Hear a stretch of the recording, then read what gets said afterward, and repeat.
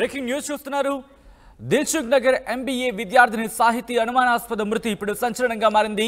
ములుగు జిల్లా వెంకటాపురం మండలం ఆలుబాకకు చెందిన సాహితీ చిడం హరీష్ ని ప్రేమించినట్టుగా తెలుస్తోంది. ప్రేమ పేరుతో మోసం చేశాడని చెప్పి బాధితులు ఆరోపిస్తున్నారు. కాంగ్రెస్ లీడర్ చిడం మోహన్ రావు కుమారుడి హరీష్ తండ్రి కొడుకుల వేధింపుల వల్లే సాహితీ మృతి చెందింది అని బాధిత కుటుంబం ఆవేదన వ్యక్తం చేస్తోంది. చిడం హరీష్ తమ అమ్మాయిని మోసం చేసి మానసిక వేధింపులకు దిగాడని చెప్పి ఆరోపిస్తోంది. కొడుకుని మందలించాల్సిన తండ్రి మోహన్ రావు రివర్స్ మా అమ్మాయికే ఫోన్ చేసి బెదిరించాడని ఆవేదన వ్యక్తం చేస్తోంది ఆ కుటుంబం. ఏం చేసుకుంటారో చేసుకోండి అంటూ తండ్రి కొడుకులు వార్నింగ్ ఇచ్చారని చెప్పి బాధిత కుటుంబం ఆరోపిస్తోంది. వేధింపులు తట్టుకోలేక సాహితీ చనిపోయింది అనే ఆరోపణ వినిపిస్తోంది. అసలు ఇంతకీ ఏం జరిగింది అప్డేట్స్ తెలుసుకునే ప్రయత్నం చేద్దాం.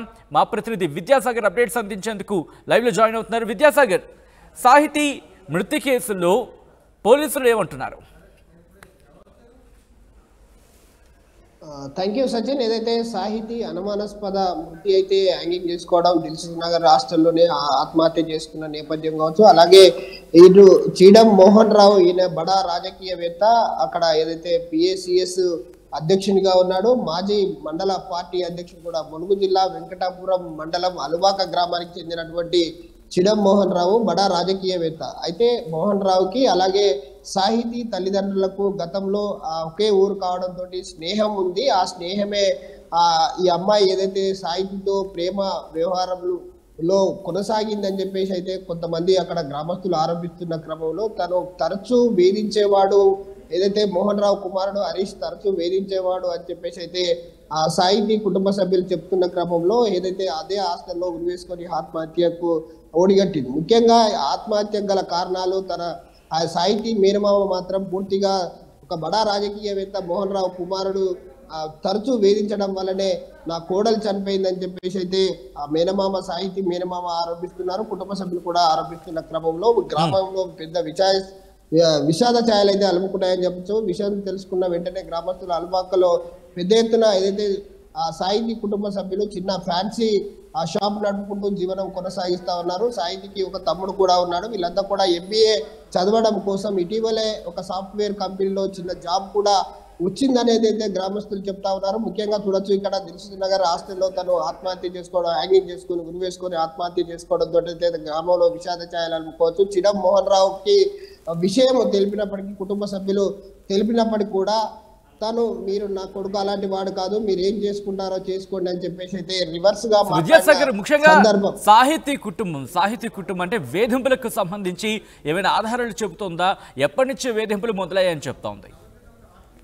గత 3 రోజుల నుంచి ఏదైతే సాహితీకి సంబంధించినటువంటి ఒక ప్రైవేట్ హాస్టల్లో దిల్సుఖ్ నగర్ లో ఉంటుంది. ప్రైవేట్ హాస్పిటల్లో తరచూ హరీష్ అనే వ్యక్తి కలుసుకోవడానికి ప్రయత్నం చేశాడు. ఈ క్రమంలో తనతో ఆ ఫోన్లో మాట్లాడేందుకు ప్రయత్నం చేశాడు, చాటింగ్ కూడా చేస్తున్నాడు. ఇవన్నీ కూడా గ్రహించుకొని తను సాహితీ తన నెంబర్ హరీష్కి సంబంధించిన నెంబర్ను కూడా బ్లాక్ లిస్ట్ లో పెట్టింది. తరచూ వేధింపులకు గురి చేసేవాడు, మానసికంగా ఇబ్బందులకు గురి చేసేవాడు.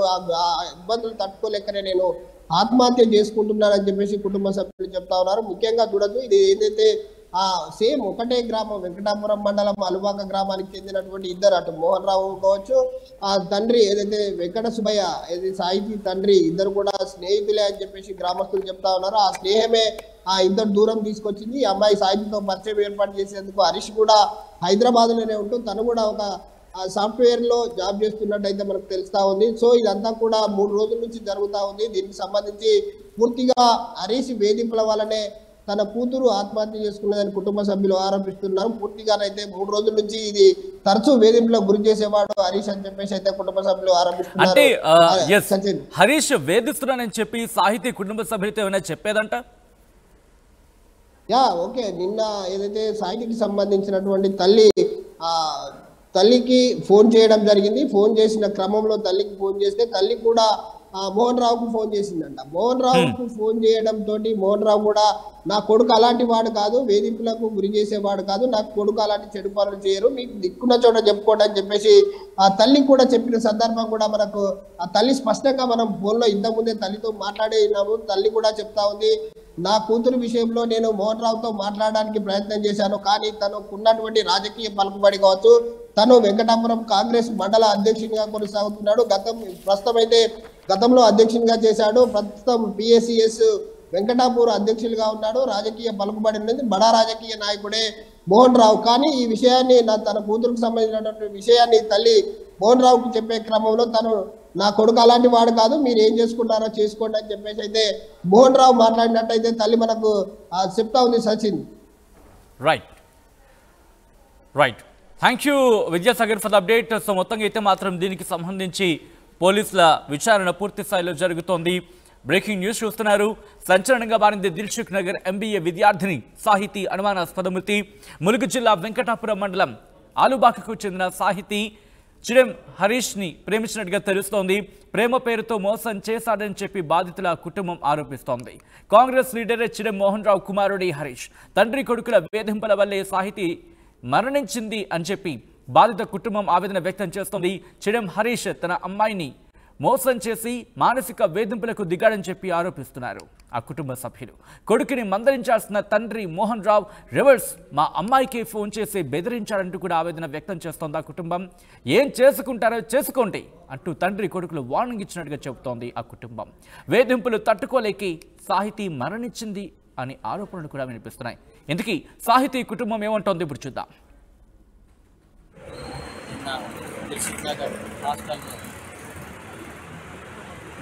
జాబ్ కోసం వచ్చిన నా మేనకోడలి ములుగు జిల్లా వెంకటాపురం మండలానికి చెందిన కాంగ్రెస్ నాయకుడు కొడుకు మా మేనకోడల్ని హెరాస్మెంట్ చేసి మోసం చేసి మోసగింపు మాటలతో నానా ఇచ్చేసి హెరాస్మెంట్ చేసి అన్యాయంగా నా మేనకోడల్ని ఆత్మహత్య చేసేలాగా ప్రేరేపించి ఎదిరించి చేశారు. ఇలా చేస్తున్నానని చెప్పి తండ్రికి చెప్పినా కూడా తండ్రి కేసు పెట్టుకోండి అని చెప్పి ఆయన మాట్లాడారు. కాబట్టి ఈ విషయం గురించి మనం చైతన్యపూర్ పోలీస్ స్టేషన్లో రిపోర్ట్ చేశాము. చైతన్యపూర్ సిఐ గారు స్టాఫ్ అందరూ కూడా నా మేనకోడలకు జరిగిన అన్యాయానికి న్యాయం చేకూర్చగలరని సవినయంగా మనవి చేస్తున్నాను. ఈ విషయం ప్రజలందరూ కూడా గమనించాలి. ఇలాంటి అరాచక శక్తులు మళ్ళీ రాకుండా ఉండడానికి ఎన్ని చట్టాలు తెచ్చినా కూడా ఇలా జరుగుతూనే ఉన్నాయి. నా మేనకోడలు ఇవాళ అన్యాయం అయిపోయింది. రేపన్న రోజున నా కూతుర్లు కానీ మేనకోడలు కానీ ఏ ఆడపిల్ల కూడా అన్యాయం జరగకుండా ఉండాలని నేను ఈ పోలీస్ శాఖ వారికి సవినయంగా మనవి చేసుకుంటూ మాకు న్యాయం చేయాలని కోరుకుంటాను.